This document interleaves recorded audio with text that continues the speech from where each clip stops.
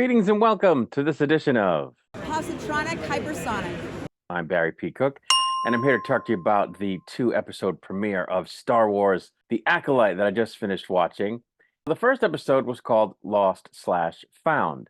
At the start, we're told it's 100 years before the rise of the Empire, in a time of peace that's been in place for centuries. However, it's also the case that in dark corners of the galaxy, a powerful few are learning to use the Force in secret. After we get that introduction, we find ourselves on the planet Ueda, where a cloaked figure seeks a Jedi Master named Indira, and in some type of bar, approaches and asks her to attack her because they have unfinished business. But having no quarrel with this cloaked figure, the Master declines to attack, prompting the cloaked figure to attack patrons in the bar, at which point the Master does indeed engage the cloaked figure in hand-to-hand combat, at one point asking her who trained her. When the Master eventually gets the better of her in the fight, she unmasks her and asks her what she's doing there, to which the figure replies that she's there to kill the Master, at which point the lightsaber comes out. But when the figure throws a knife at another patron and the Jedi Master uses the Force to save the person and is distracted, the figure kills the Master with another knife. In the next scene, someone named Osha, who either is the Master's murderer or someone who looks just like her, wakes up on a Trade Federation ship and soon finds herself on the hull of the ship repairing a shield generator or some such. And during the repairs, something malfunctions and catches fire, even though the ship is in space. Anyway, a Jedi Knight named Yord and his Padawan show up looking for Osha, who is apparently a former Jedi who lost her whole family in a fire. Nonetheless, Osha is arrested and put on a prisoner transport ship under suspicion of having killed Master Indara. On Coruscant, a Jedi Master named Yernesta informs a Master Saul of Osha's arrest, as she was his Padawan. Back on the prison ship, after Osha declines to participate in an escape attempt, it comes out of hyperspace in an asteroid field, and when her fellow prisoners escape in escape pods, they leave her aboard the now careening ship. She is able to escape her cell, however, with the help of her tiny droid friend Pip, that she's able to drag into her cell when it falls out of a storage compartment. But before she can then escape the ship in another escape pod, she decides to help another prisoner who was also left behind, but he takes the last escape pod for himself, leaving her to have to strap herself into what looked like a kind of jump seat to prepare herself for the ship to crash land, which it does on an icy world called Carta. When Saul learns from the escaped prisoners who were later apprehended that Osha didn't make it off the ship, and that the ship went down where it went down, he goes to try to find her with Yord and the Padawan Jeki.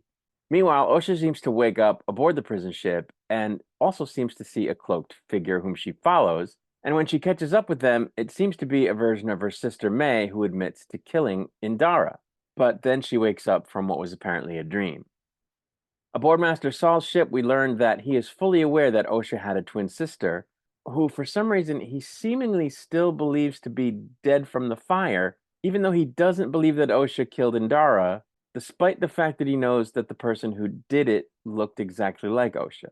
Soon he and Yard and Yeki catch up to Osha, and she has to be saved by Saul from falling off the edge of a cliff, after which she tells Saul that May is still alive, and he says that he believes her. Before the episode ends, we see her sister's master from a distance, as he talks about how the Jedi live in a dream, and that you have to kill the dream in order to kill Jedi because you can't kill them with a weapon, which kind of explains why May fought Indara in hand-to-hand combat, but she did also kill her with a weapon, and that's going to come up later. Which brings us to episode 2, which was called Justice/Revenge. As this episode starts, on the planet Olega, May manages to sneak her way into a Jedi temple where she approaches a Master Torben and tells him that she has unfinished business with him while he's meditating and asks him to attack her with all of his strength. When he doesn't, she tries to attack him, but he stops her with the Force by essentially putting a shield up around himself, and she's forced to flee before being caught when the fact that she broke in is discovered. News of this attack reaches the Jedi, who now, of course, know that Osha could not have been in two places at once, so Master Saul is dispatched to Olega. On Olega, May visits a cohort of hers and asks him to make her a poison, because she still has 3 Jedi to kill, including Torben, and she's determined to kill one of them without a weapon to please her master. She then sneaks back into Master Tobin's chamber with the poison and asks him if he remembers her before telling him he has to choose between confessing to the Jedi Council some crime that she says he committed or drinking the poison. And after asking her to forgive him for doing what he thought was the right thing, he drinks the poison. So the Jedi and Osha go to Olega, which is apparently May and Osha's homeworld. And Osha disguises herself as her sister to go talk to the guy who made the poison while the Jedi watch. And once the guy confesses, the Jedi move in and interrogate him. And when the Jedi learn that May will be returning to this apothecary at night, they lie in wait. Osha and Saul have a conversation about who should confront May, and both insist that it should be them.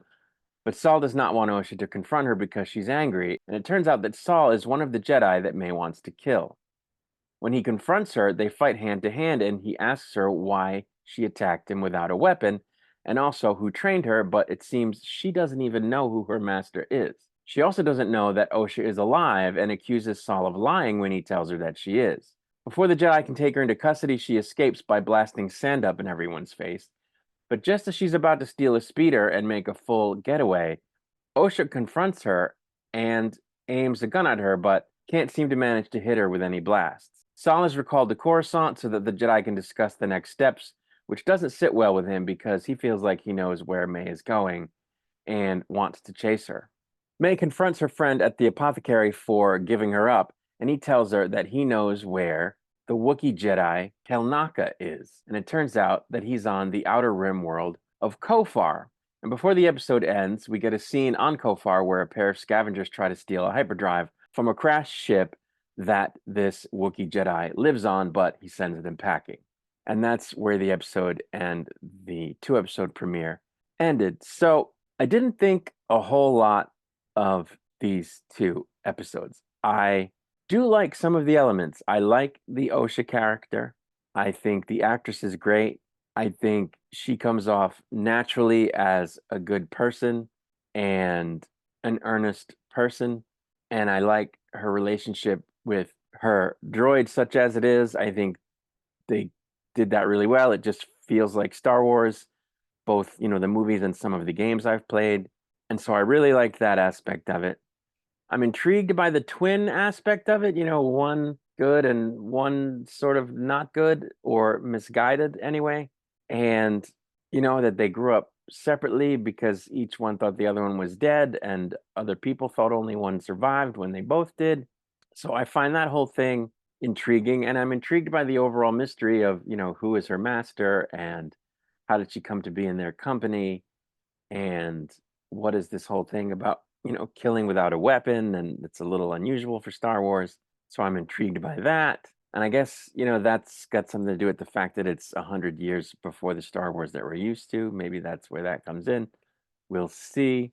But there were also things about it that I didn't like. I didn't find the May character, played by the same actress, of course, that plays Osha, to be very well done. I think she nailed the one character, but didn't really do such a great job so far with the other one.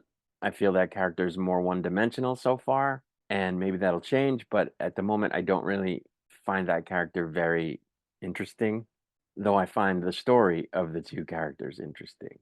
So we'll have to see where that goes. And I didn't like the Jedi in this episode.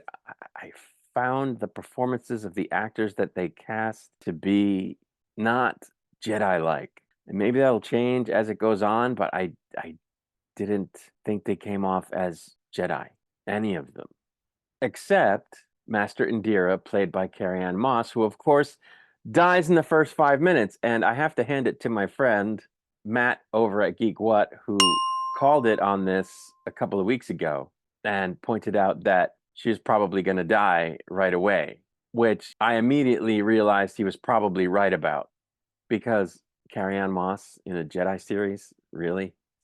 Yeah, it never made sense. I mean, it makes sense that they would cast her, but it didn't make sense that she would do it. And it turns out she didn't. She was in one episode. So that really annoyed me because I wanted to see Carrie-Anne Moss play this Jedi in this whole season in the series.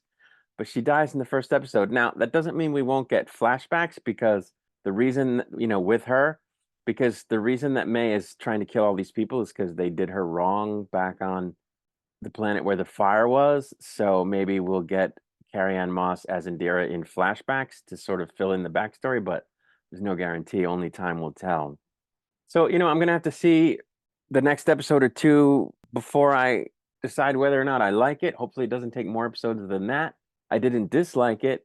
I just wasn't thrilled with how the people that they cast to play the Jedi played the Jedi.